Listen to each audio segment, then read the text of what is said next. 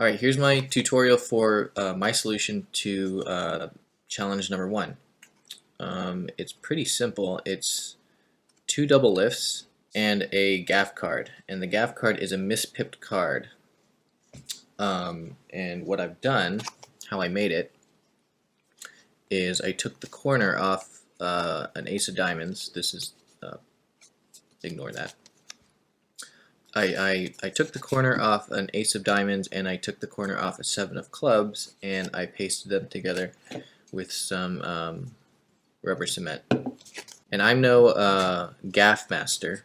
I'm no expert at splitting cards, and this didn't really have to be perfect because I was going to burn it anyway. But as you can see, I just took the top layer off an ace of diamonds, and I did the same with the 7, and I came up with something like this. This is just a blank card for demonstration, and that's all you need. So then you take out your other ace of diamonds, your real ace of diamonds, and your real 7 of clubs,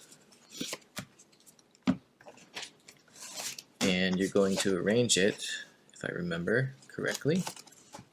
The ace of diamonds is, or I'm sorry, the gaff card is on top, then the ace of diamonds, and then your 7 of clubs. And these go on top of the deck. Now I didn't, because of the premise of the trick, I didn't really care about forcing the cards.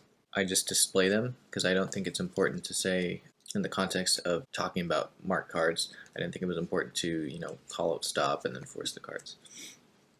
So all I'm doing is a double lift, displaying the ace of diamonds. I sign the card. In performance, it'd probably be good to have the spectator sign their name across the card, on the back of the card. This, of course, is the gaff card. Oh, and by the way, I kept the gimmicked corner towards myself just because after splitting the cards and everything, I didn't want that to show in the front because those aren't going to be as flush after all the work that you put into it. So I kept that towards me. Flip that over. Second from the top. Flip it over. Display the ace of diamonds. You sign it. You can put the deck down. And then here, careful not to flash this. We're going to bend pretty much along the seam of where those cards meet. So now you've got a pretty clean display of what that card is. And now when you burn it, what I liked about this solution is that you see the card that you think it is being burned. And not many people know about mispip cards. Once you've done that, you burn this corner off. I'll just rip it off. And what you're left with is the 7 of clubs without that corner. That's there. And then because of the positioning of the cards, the ace of diamonds is on top and the 7 of clubs is second from top. So all you have to do is another double lift, show the 7 of clubs, do whatever magical gesture you want, and the 7 is changed to the ace, and then the ace is now the 7. Now I think just showing the 7 and then having it change is fine. If you want to do some sort of color change, you can do that. But I like the fact that you can actually rub it on there. I think that's strong enough. And then the kicker that the ace is changed to the 7. And there you go. Simple as that.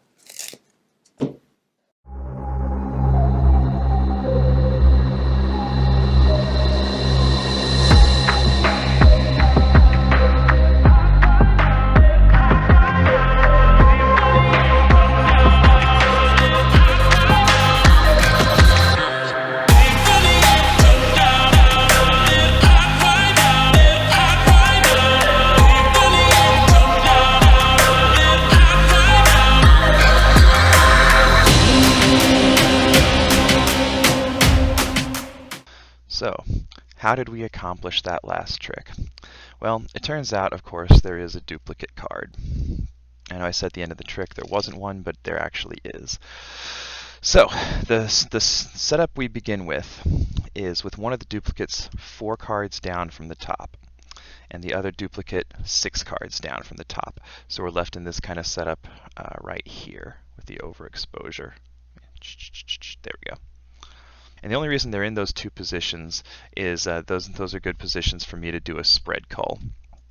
So for those of you who don't know what a spread cull is, as I'm fanning out the cards in the beginning, I fan through and I take the 3rd card and I cover up the 4th card.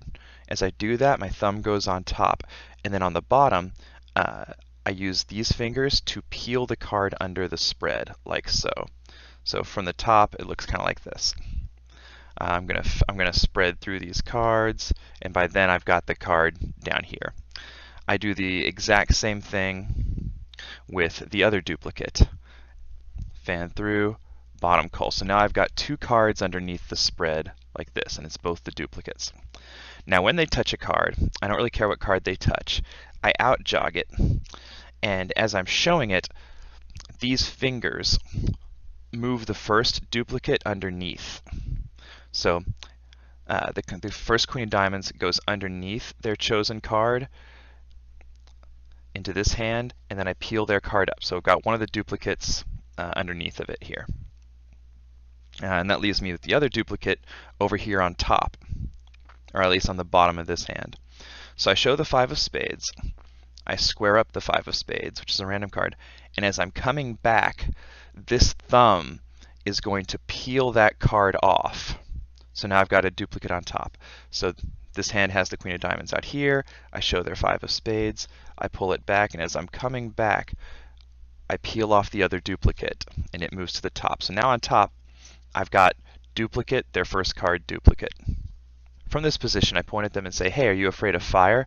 That lets me do, I tend to do a pinky count setup for my double lift. But whatever double lift you like, you're just going to lift 2 cards here. Show them the 5 of spades, which is their first card. Remember, this is a double. There's another card. There's a duplicate underneath of it. Turn this back over, and then peel off duplicate number 1, leaving their card here. This gets folded up, face back, handed to them, and torched. Now in the video, I moved another card to the top, just because that puts this other duplicate in the 3rd position, because I'm going to bottom cull it again. There's a few ways to accomplish this. You can do a bottom buckle, which is this, transfer, and then just do a cut, and in the process you steal that card over to here. But you don't really have to do that. You can, if you can spread cull from the 2nd position, more power to you. I just don't like doing it. And then you spread through again, spread culling your other duplicate. So again, I've got that below the spread here. Let them touch a card, and when they do, you do the spread cull force, which is essentially, say they touch this one, as you square up the deck, you just slide that card underneath and show it to them. Now something you don't want to do here, and Pig Cake, my favorite YouTuber, is very adamant about this. Don't do that. It's just a very light, oh, you want this card right here, beautiful. Just very light touch, square it up, out jog that. All right. Then I transfer to the left hand, and you just want to do a top control here. The top control I elected to do in the video is a pass, just because it's my pet move. You can do any top control you like. You can look up a list of top controls. There's certainly easier ones out there to do than the pass. But once you're in this position, you've got their card on top. Now you notice if you watched the performance video I did for the customer, as I'm having him open up the burnt card, because this card is on top, I can now peel it off into a palm and just put it in my pocket, and they won't notice because they're focused on that burnt card. And that will truly remove it from the deck. However, in the tutorial video, what I had to do is I was spreading through the cards.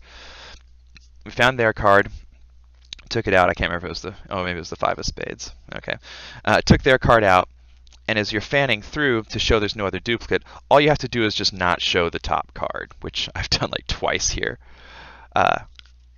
Yeah, but just don't show the top card, and everything will be good. But yeah, and then They found their first card in the middle, they've opened up the burn card, and you have a minor miracle on your hands.